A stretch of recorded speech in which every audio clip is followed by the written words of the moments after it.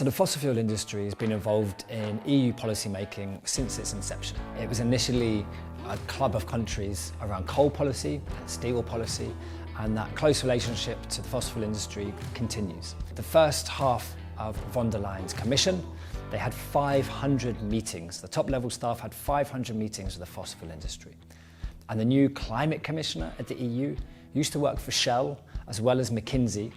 Is very pro-fossil fuels and has a terrible climate record. But he's not the first. So in 2014, you had Miguel Arias-Cañete as climate commissioner. And he not only used to be the director of two energy companies, oil companies at that, but he also, when he was Minister for the Environment, still had shares in them. So this is pretty shocking.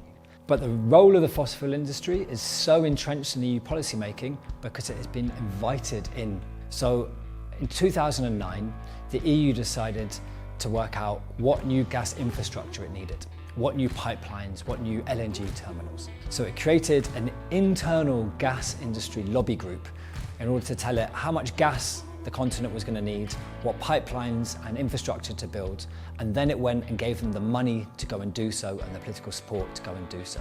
And of course, the gas industry massively inflated how much gas the continent was going to need, which means the list of infrastructure was massively inflated, which means the amount of money and political support that was given was far more than they should have given. So the gas industry has literally been put in charge of policy making in the EU and trusted with it. And the same has happened since Ukraine. Who is the Commission turned to?